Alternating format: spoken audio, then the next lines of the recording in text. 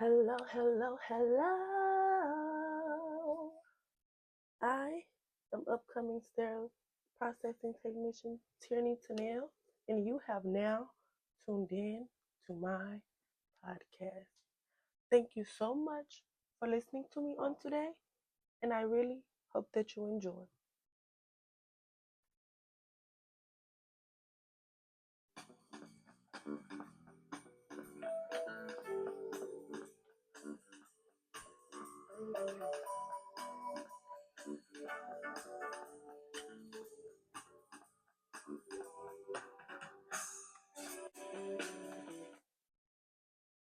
On this podcast, I would like to discuss complex instrumentation. On today's episode of Sterile Statistics, I would like to discuss complex instruments and equipment used in operating rooms and some benefits and disadvantages healthcare facilities and sterile processing technicians face when using complex instrumentation. When it comes to the sterilization department of a healthcare facility, there are many tasks that healthcare personnel and sterile processing technicians are responsible for. Sterile processing technicians play a major role in maintaining and promoting aseptic techniques and procedures in order to keep themselves, patients, and other staff safe from cross-contamination. They also play a major role in the safe and sterilized functioning of instruments and equipment used throughout the operating room. Being able to identify different tools in the proper process of cleaning, sterilizing, storing, and transporting of these tools and instruments in order to preserve the expected usage of tools is very crucial in a sterile processing department. There are many different types of surgical instruments, supplies, and tools. Sterile processing technicians must be familiar with these different types of tools and how they are cleaned, sterilized, transported, and stored. But what about disposable and non-disposable instruments in the sterile processing department? Well, there are many benefits and disadvantages when it comes to both disposable and non-disposable tools in the sterile processing department. There are many tools that are used in the operating room that have both disposable and reusable versions. But how do we, the sterile processing technicians, know when and where to assemble case cards using either the disposable instruments or the reusable versions of the tools? After doing some research, I found in an article online that sterile technicians use preference cards per the surgeon's request, and they also use surgical schedules in order to assemble each and every case card.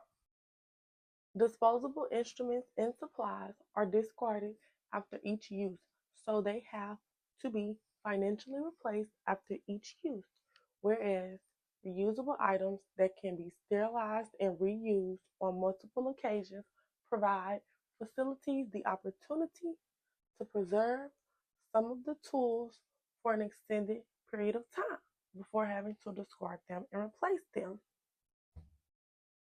Disposable items such as scalpels, syringes, forceps, scissors, clamps, catheters, gloves, masks, bandages, sterilization pouches, and indicator tape are all designed to maintain sterility.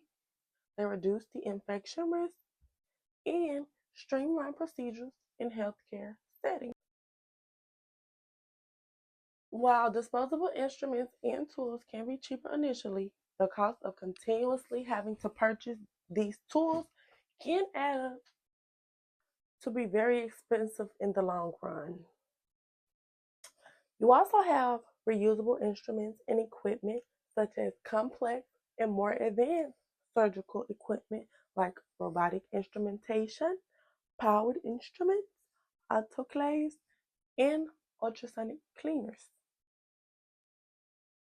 These complex and advanced instruments help surgeons to perform better outcomes during surgeries, which allows more advanced movements and skills during the operation that otherwise would not be possible without the equipment. But at what cost does performing these procedures with advanced and complex equipment and tools have on both the patients and the facility? Advanced medical equipment such as robotic instrumentation can be very expensive for facilities to purchase. After doing some research, I found that robotic instruments can have a price range starting from about $1.5 million. So these tools can be very, very expensive. Although these type of tools are very, very helpful for patients and surgeons, the amount of money being spent on the instruments could lead to a whole nother major problem because sterile processing technicians are not able to clean them as they should, which stops them from sterilizing them as they should, which limits the use of procedures able to be performed by the surgeons with those same instruments. Advanced equipment and instruments are more complex or sometimes even impossible to break down and disassemble after each use. This makes the decontamination and the sterilization process extremely difficult or nearly impossible for the sterile processing technicians. Without the sterile processing technicians having the ability of being able to fully see every aspect of the equipment in order to properly clean and sterilize the equipment, it makes the need to clean and reuse the same instruments far less frequent. In an article that I found online, they mentioned how robotic instruments can be reusable, but they have a limited amount of usage per instrument. In the article, it states that robotic surgical instruments are reusable but have a limited number of uses, typically 10 to 25 cycles, depending on the specific instrument, model, and the manufacturer's instructions for use, also known as the IFU. After each surgical use, the instrumentation must be thoroughly cleaned, disinfected, and sterilized using specific procedures, often automated as they are complex to decontaminate due to their design. Hospitals track these reprocessing cycles as exceeding the limit requires discarding the instrument. And some instruments, like cautery cores, lack automated tracking requiring manual monitoring. This shows the complexity of using robotic instruments and the maintenance of them.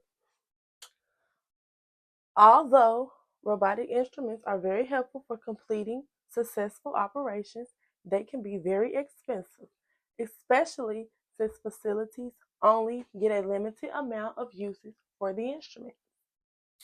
So what does this mean for patients who need procedures using advanced and complex instrumentation? This topic is especially interesting to me because when it comes to billing the patients, I personally feel like patients should not be worrying about paying for extra expensive surgical instruments in a time of need. Patients are often left stuck with overwhelming medical expenses after surgery when that should not be the case, especially because these are often life-threatening or altering procedures that need to be performed. You also have complex equipment such as autoclaves. Autoclaves are complex equipment used to sterilize surgical equipment. Autoclaves can be very helpful in the process of sterilizing equipment, but they can also malfunction, causing major problems later on down the line in the operating room for both the surgeon and the patients. This can be a major problem because as sterile technicians, if you don't know or you are not aware, or if you're trying to skip processes and not double check for sterility and cleanness, mishaps like this can happen. And it may be a case where you're using the autoclave to sterilize some instruments, and those instruments might read as sterile, but in fact they are not. So then they are sent on into the operation room and used, which could lead to problems for both the patient and the healthcare workers, such as the surgeons.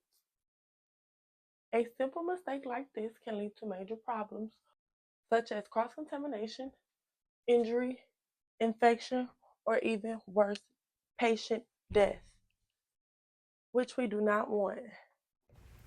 Overall, sterile processing technicians have such a crucial role in the outcome of successful surgery, in knowing when and where to use certain instruments and cleaning tools can prevent major problems later on down the line. There are so many advanced tools, so many surgical tools that are used each and every day that have major benefits and also disadvantages to using them. That is all I have for today. Thank you so much for joining me and listening to my podcast. I really hope you enjoyed. I really hope that you got to take something away from this podcast. I really enjoyed talking about the different aspects of surgical instrumentation and the different advantages and disadvantages that come from using different equipment and different processes in the sterile processing department. At the end of the day, our main goal as healthcare workers in the sterile processing department, in the healthcare facility altogether, is to make sure that both the healthcare workers and especially the patients have a relaxing and comforting experience, which allows them to be able to get the proper rest and comfortability that they need after the surgeries and during the surgeries as well. That is all I have. Thank you so much for listening to my podcast. It has been my pleasure to discuss complex medical instrumentation. And I will see you next time on Sterility Statistics. Thank you again for listening. Bye.